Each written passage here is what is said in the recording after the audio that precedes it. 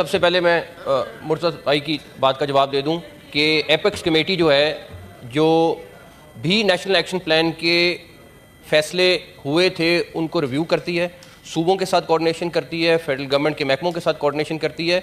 Parliament supreme है, supreme रहेगी, इसमें किसी को कोई शक नहीं होना चाहिए। पहली बात नहीं सर है, मैं अच्छा उसके बाद वो तारड़ साहब आपको लीगल का जवाब तारड़ साहब दे देंगे।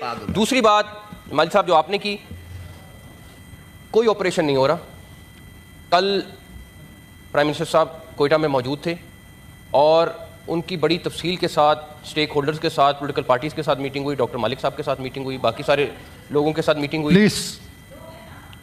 उसमें ये डिटेल में फैसला हुए, उनकी राय भी ली उन्होंने, उनको फीडबैक भी दिया, सारा कुछ हुआ। जो लोग स्टेट को मानते हैं, पाकिस्तान को मानते हैं, उनको हम अपने सर पे बिठाएंगे।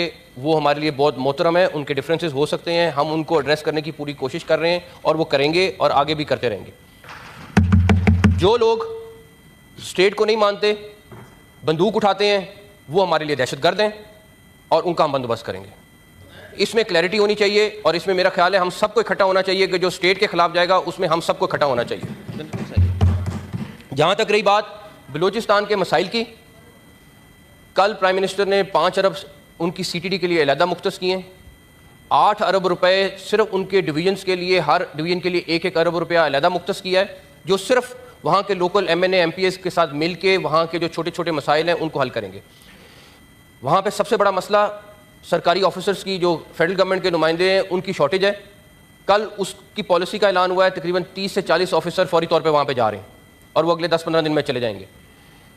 उसके अलावा तकरीबन 1 दर्जन से ज़्यादा फैसले हुए। मैं पिछले 3-4 दिन में 2 दफ़ा गया वहाँ पे, उनके छोटे छोटे मसाइल थे, हमने वो सारे एड्रेस करने की कोशिश की है। ये जो वाक़या 26 की रात का हुआ है, ये नॉर्मल वाक़या नहीं है, इसके पीछे पूरी प्लानिंग हुई है और सिर्फ एक बॉडी ने नहीं किया, 1-2 ने मिल के किया है, दहशतगर्द तंजीमों ने मिल के किया।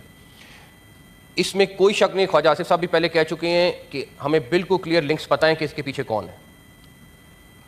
हमें यहाँ तक पता है कि ये SEO कॉन्फ्रेंस को ख़राब करने के लिए भी एक प्लानिंग की है उन्होंने। हम होस्ट कर रहे हैं, हम वो अक्टूबर में होस्ट कर रहे हैं। बहुत सारे लोगों को उसकी तकलीफ़ है कि वो ना हो, उसके लिए भी एक खिलाफ साजिश है।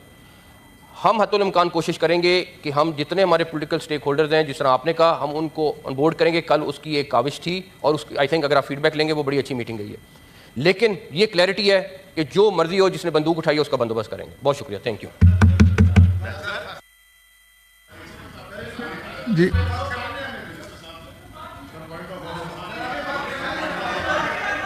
जी लीडर ऑफ द अपोजिशन बात करता था सर। देखें, मैं लीडर ऑफ द अपोजिशन नहीं, देखें अपना देखें, मैं with due respect to the law minister, मैं ये समझता हूँ ये जो है तो या तो अपने लॉ मिनिस्ट्री के ओहदे को ओवर एस्टिमेट कर रहे हैं या ये अपनी कैपेबिलिटीज को ओवर एस्टिमेट कर रहे हैं।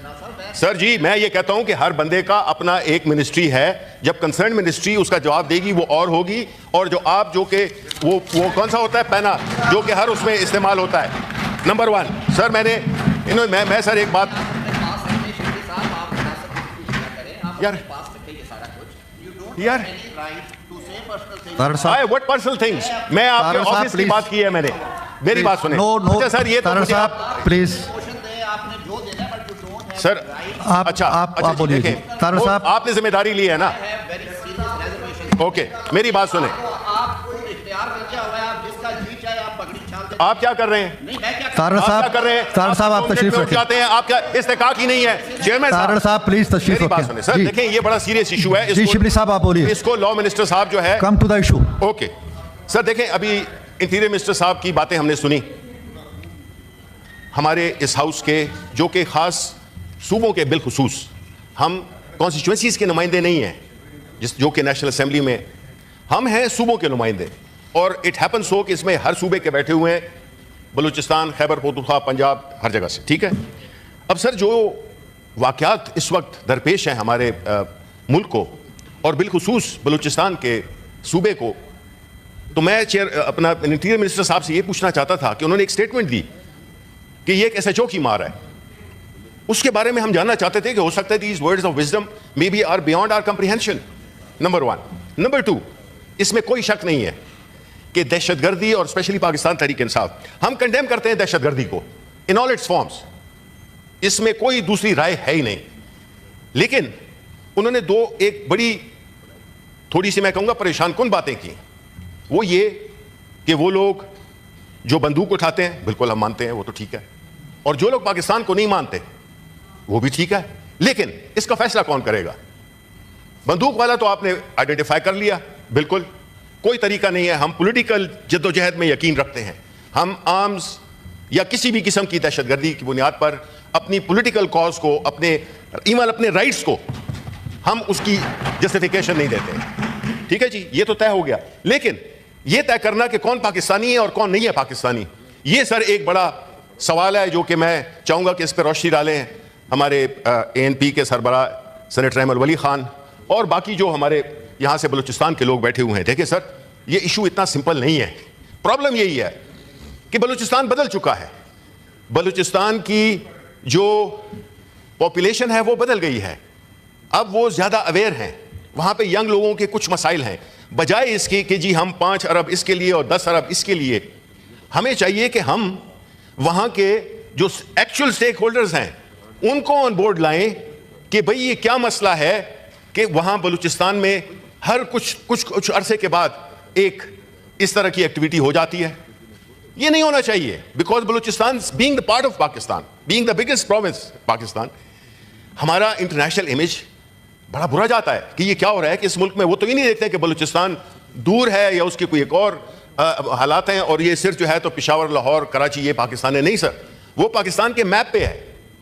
तो इस इशू को आपको पॉलिटिकली करना होगा, वहां के लोगों को एंगेज करना होगा, तब ये मसाइल हल होंगे। वरना इस मौके पे अगर आप रीइंफोर्स करते हैं कि जी हमें ये ब्यूरोक्रेट्स भेज दिए, ब्यूरोक्रेट्स वहां पे क्यों नहीं जाते हैं? पहले जाते थे, बड़े बड़े रिमोट एरियाज में जाते थे, अब नहीं जाते हैं। फिर दूसरी बात कि सर जो हुआ है डेरा इस्माइल खान में फॉर एग्जांपल, आपने खबर पड़ी भी होगी कि 3 भाइयों को उठा के ले गए दिन दहाड़े, उसमें एक सीनियर आर्मी ऑफिसर भी है, लेकिन हम उनको एज ए सिटीजन देखते हैं।